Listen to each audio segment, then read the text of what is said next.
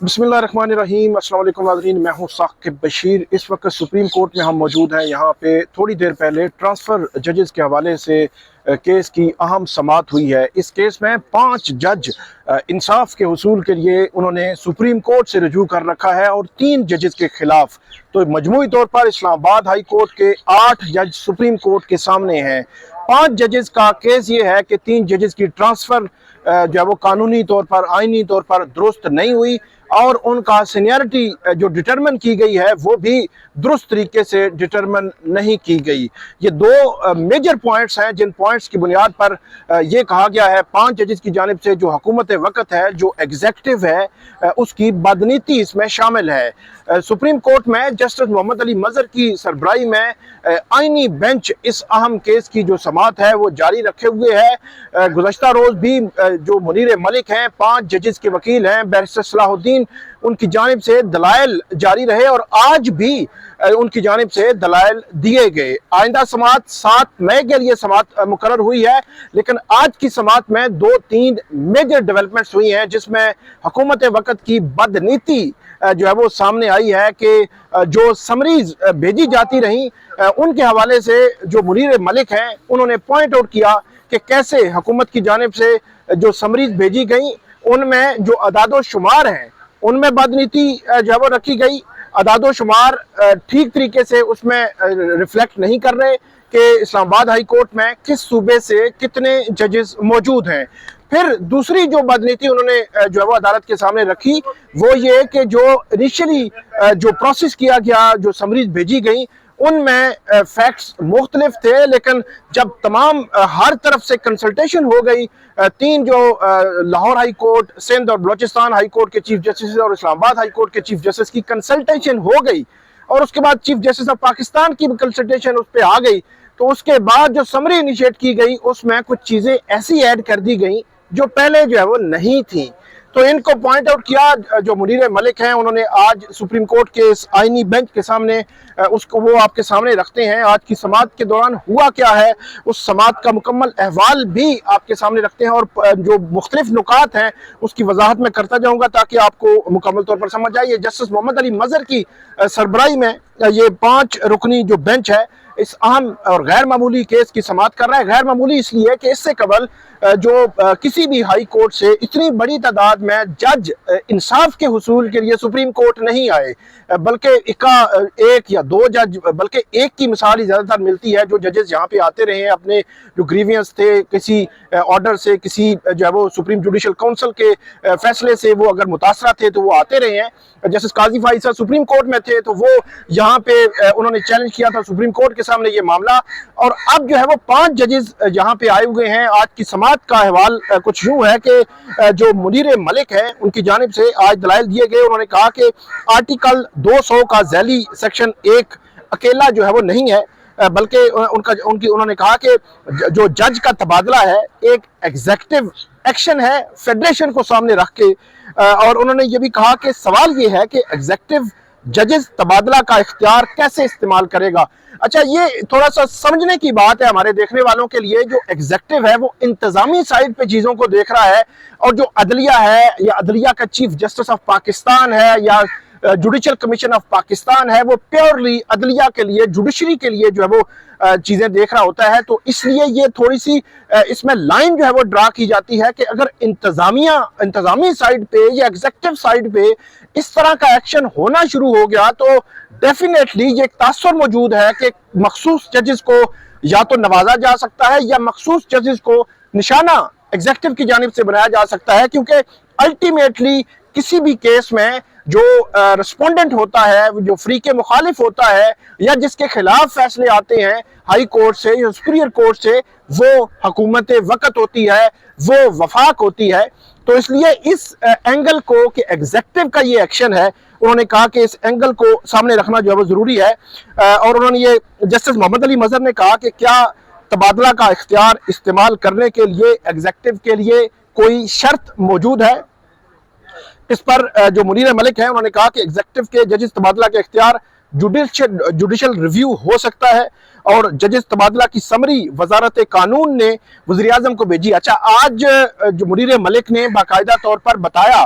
कि ये जो ट्रांसफर जजेस का प्रोसेस है ये जुडिशरी से शुरू नहीं हुआ, ये बल्कि एग्जेक्टिव से शुरू हुआ है, इंतजामी साइड से या हुकूमती साइड से इसका जो प्रोसेस है वो शुरू हुआ है। ये उन्होंने अदालत के सामने रखा कि वजारत कानून ने पहली समरी इनिशिएट की, जिसके बाद ये मामला प्राइम मिनिस्टर के सामने गया और उसके बाद आगे स्टेप बाय स्टेप जो है वो चलता रहा। इस पर जो वज़ीर आज़म ने समरी सदर को एडवाइस भेजी, मुनीर मलिक ने ये भी कहा और ये कहा कि जजेस तबादला की समरी काबीना से मंजूरी नहीं ली गई। अच्छा, इसमें एक और पॉइंट जो मुनीर मलिक है उनकी जानिब से उठाया गया कि जो फेडरल कैबिनेट है या जो वफाकी हुकूमत है वो जो है वो मुस्तफ़ा इम्पैक्ट जो केस है उसके फैसले के तनाजुर में वो prime minister plus federal cabinet है उसको हुकूमती फैसला कहा जा सकता है। तो इसमें उन्होंने मुख्तलिफ अदालती जो नज़ीरें हैं, जो मिसालें मौजूद हैं, सुप्रीम कोर्ट ऑफ पाकिस्तान के मुस्तफ़ा इम्पैक्ट केस का हवाला भी दिया, वो अदालत के सामने रखी कि यहाँ पे ये जो बेंच है उसको देखना होगा कि इसमें काबीना की मंजूरी जो है वो शामिल जो है वो नहीं है। इस पर जस्टिस मोहम्मद अली मजहर उनकी जानिब से आज दौराने जो जब केस चल रहा था तो कल भी उन्होंने ये बात की थी और आज भी बात की है कि आप अपने दलाइल मुकम्मल कर लें और कितना वक्त आपको लगेगा। और दूसरी बात उन्होंने ये की कि हमारे कुछ सवालात होंगे बेंच की जानिब से, वो आखिर में आपने उनके जवाबात देने हैं। ड्यूरिंग जब आप आर्गूमेंट्स कर रहे हैं तो हम उन सवालात को जो है वो नहीं उठा रहे, आप अपने जो है वो आर्गूमेंट जारी रखें। मुनीर मलिक ने कहा कि मैं कोशिश करूंगा कि आज दलाइल जो है वो कहीं किसी नहज पर पहुंच जाए या फिर कल जो है वो अपने दलाइल जो है वो मुकम्मल कर लेंगे। जस्टिस मोहम्मद अली मजहर ने कहा कि आप आज ख़त्म करेंगे तो पीर से किसी और वकील के दलाइल जो है वो शुरू हो जाएंगे। तो मुनीर मलिक ने कहा कि आज आप कब तक दस्तयाब हैं, फिर अदालत ने बताया कि 11 बजे तक, और उसके बाद कल क्यों बताया गया अदालत की जानिब से कल 1 मई की छुट्टी है इसलिए कल और परसों केस नहीं रख सकते, 7 मई को केस रखा गया है। अच्छा, आगे चलकर फिर मुनीर मलिक उन्होंने कहा कि आर्टिकल 90 जो 90 है ने वज़ीर आज़म को चीफ एग्जेक्टिव डिक्लेयर किया है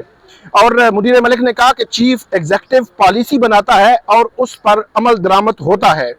मुनीर मलिक ने यह भी कहा कि वज़ीर आज़म वज़ीर कानून को मजलिस शूरा से मशवरे के बाद तैनात करता है।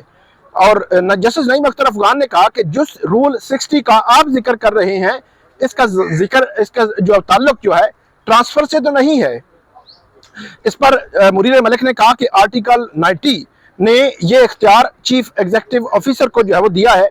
मुनीर मलिक ने यह भी कहा कि वजारत कानून की जजेस ट्रांसफर के लिए समरी में तजादात हैं। ये जो मैंने आपको बताया था कि अब बदनीति है, तजादात हैं, गलती है, क्या है, क्यों ऐसा किया गया, ये उन्होंने जो है वो अदालत के सामने रखे। 2 चीज़ें उन्होंने पॉइंट आउट की जो आज की जो समरीज जितनी भी थी उनके हवाले से। नंबर 1 उन्होंने पॉइंट ये उठाया कि हुकूमत ने जब ये समरी शुरू हुई, ये प्रोसेस शुरू हुआ, इनिशिएट हुआ, तो उस इनिशिएट करते हुए जो रजिस्ट्रार लाहौर हाई कोर्ट को, रजिस्ट्रार सिंध हाई कोर्ट को या रजिस्ट्रार बलोचिस्तान हाई कोर्ट को ख़ास तौर पर उन्होंने पंजाब का जिक्र किया कि इनिशिएट करते हुए समरी उसमें यह कहा गया कि पंजाब से एक जज हैं इस्लामाबाद हाई कोर्ट में, और फिर कहा गया कि रजिस्ट्रार सिंध हाई कोर्ट को कहा गया उस समरी में इनिशिएट करते हुए कि सिंध से कोई जज ही नहीं है। हैरान कुन तौर पर जो बातें की गई ये मतलब गैर मामूली हैं कि गवर्नमेंट की जानिब से जो लोग ये समरी इनिशिएट कर रहे थे, इनिशियली इस प्रोसेस को शुरू कर रहे थे, उनको इस्लामाबाद हाई कोर्ट में मौजूद जजेस के हवाले से मालूम नहीं या जानबूझकर उन्होंने ऐसा किया है, ये चीज जो है वो देखने वाली है। इसमें जो जज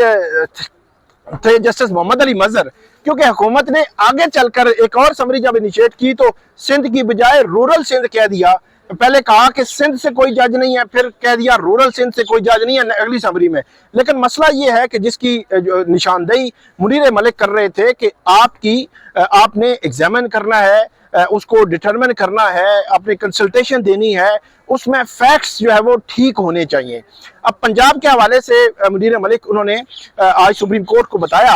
कि पंजाब से हुकूमत ने कहा एक जज हैं, हालांकि पंजाब से 3 जजेस हैं पंजाब के डोमिसाइल के। एक उस वक्त के चीफ जस्टिस आमिर फारूक जब ये ट्रांसफर हो रही थी, और दूसरे जस्टिस सरदार इजाज इसाक खान जो यहाँ पे पिटिशनर भी हैं, और तीसरे जस्टिस बाबर सत्तार। ये 3 जजेस हैं इस्लामाबाद हाई कोर्ट में जो पंजाब के डोमिसाइल से हैं। हुकूमत ने कहा कि एक जो है वो है, तो ये एक तजाद या बदनीति या गलती इसको कहें, जो भी कहें, क्योंकि जब ये बात हो रही थी तो उस वक्त वही कमरा अदालत में बैठे थे अटॉर्नी जनरल उस्मान मंसूर अवान, तो वो साथ बैठे additional attorney general Munawar Iqbal Dugal को देखकर मुस्कुरा रहे थे कि ये गलती तो हमने बाद में जो है वो ठीक कर ली, या जैसे भी हुआ। गुज़श्ता रोज भी हमने देखा कि जिस वक्त हामिद खान जो है वो इस आईनी बेंच के सामने ये कह रहे थे कि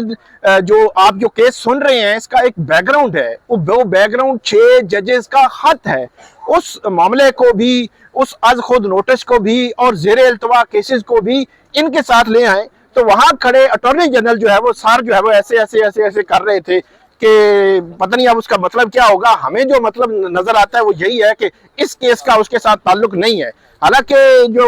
उसको जो नजर नहीं आता तब भी बंदा कोई ऑब्जर्व ही कर सकता है कि बैकग्राउंड क्या था, ये कौन जजेस हैं, इन जजेस को क्यों निशाना बनाया जा रहा है, क्यों जो है साइडलाइन किया जा रहा है, क्यों जजेस को सुप्रीम इस्लामाबाद हाई कोर्ट का चीफ जस्टिस नहीं बनाया गया। एक पूरा बैकग्राउंड मौजूद है और यकीनी तौर पर अटॉर्नी जनरल को भी इसका मालूम होगा। लेकिन एक चीज तो पंजाब के हवाले से बताई गई कि एक जज हैं, एक्चुअली 3 जजेस हैं। फिर सिंध के हवाले से बताया गया कि कोई जज नहीं है, हालांकि जस्टिस समन रिफत इम्तियाज ये जज जो है वो सिंध से हैं, और आगे चलकर हुकूमत ने इस समरी में कुछ रूरल सिंध डाल दिया कि रूरल सिंध से नहीं है। उनको किसी ने बताया कि भाई इधर से हैं, जस्टिस समन रिफत इम्तियाज हैं। मेरे लिए तो हैरान कौन है, 5, 7 या 8, 9 जज थे इस्लामाबाद हाई कोर्ट में, तो इस हुकूमत को, इस वजारत कानून को, सेक्रेटरी कानून को इतना भी नहीं मालूम कि कितने जज, कौन सा जज किस जो है वो उस डोमिसाइल से है। उसके बाद दूसरी जो बदनीति पॉइंट आउट की आज जो मुनीर मलिक हैं उनकी जानिब से, उन्होंने कहा कि जितने भी रजिस्ट्रार थे, registrar Lahore, Islamabad, Sindh, Balochistan high courts के, फिर सुप्रीम कोर्ट के रजिस्ट्रार, उनको जो लेटर्स लिखे जाते रहे इनिशियली, उन लेटर्स में इन जजेस के हवाले से कंसल्टेशन मांगी गई और उनमें सीनियरिटी का जिक्र कहीं नहीं किया गया। उनमें ये जिक्र कहीं नहीं किया गया कि ये इनको हलफ उठाने की जरूरत नहीं है। लेकिन जब जो है वो तमाम जो हाई कोर्ट्स हैं वहां से कंसल्टेशन प्रोसेस मुकम्मल हो गया और उसके बाद सुप्रीम कोर्ट से भी कंसल्टेशन प्रोसेस मुकम्मल हो गया, तो उसके बाद जो वज़ीर आज़म, जो वज़ारत कानून के जरिए वज़ीर आज़म ने समरी सदर को भेजी, उसमें ये लिख दिया गया कि इनको जो है वो हलफ उठाने की जरूरत नहीं है और इनकी सीनियरिटी जो डिटरमिन होगी वो वहीं से होगी जब से इन्होंने हलफ उठाया था, या इनकी जो पिछली जो हाई कोर्ट है उनकी जो सर्विस शुरू हुई थी तब से जो है वो सीनियरिटी जो है वो शुरू होगी। ये 2 पॉइंट उन्होंने पॉइंट आउट किया कि ये 2 नुकात इसमें जो है वो डाल दिए गए। तो ये हुकूमत की बदनीति कहें, तजाद कहें, गलती कहें या क्या कहें, इसको डिटरमिन तो यकीनी तौर पर जब सुप्रीम कोर्ट के आईनी बेंच नहीं करना है। इस पर जस्टिस मोहम्मद अली मजहर ने आज ये बात की कि आर्टिकल 200 का हवाला देकर हुकूमत ने ये लिखा है और उन्होंने ये कहा कि अल्टीमेटली आर्टिकल 200 जो है, जिसमें सदर मुमलिकत को ट्रांसफर ऑफ जजेस का इख्तियार दिया गया है, वो जो है वो तशरीह का तकाजा करता है। उसमें तशरीह होना जरूरी है कि ट्रांसफर कैसे होंगे, वो टेम्परेरी होंगे या मुस्तकिल होंगे, वो ट्रांसफर आएंगे तो वो हलफ लेंगे या नहीं लेंगे, और उसके बाद उनकी सीनियरिटी नई हाई कोर्ट जहां पे वो आ रहे हैं वहां से शुरू होगी या उनकी सीनियरिटी वहीं से होगी जहां से उनको जो है वो लाया जा रहा है। 3-4 मेजर सवालात हैं जिन सवालात को देखकर आर्टिकल 200, आर्टिकल 194 जिसमें हलफ का जिक्र है और आर्टिकल 175A जिसमें मुस्तकिल जजेस सुपीरियर कोर्ट्स की तैनाती का जिक्र है, इन तमाम को मिलाकर अगर पढ़ें तो फिर तशरीह तलब ये मामला है। अब देखना यह है कि जो आईनी बेंच है वो किस तरफ जाता है, क्या फैसला करता है, ये जो है वो अहम होगा। अब इस केस की मजीद समाअत 7 मई तक मुलतवी कर दी गई है और 19 मई को यहाँ जुडिशल कमीशन ऑफ पाकिस्तान में जो एक्टिंग चीफ जस्टिस हैं उनको मुस्तकिल करने की उसका जो नोटिफिकेशन है वो आ चुका है, उसका इजलास भी होना है। लेकिन 7 मई से 19 मई तक ये केस मुकम्मल हो पाएगा या नहीं, ये बड़ा आम सवाल है। आपको अपडेट करते रहेंगे, हमें फीडबैक दीजिएगा। अल्लाह हाफिज।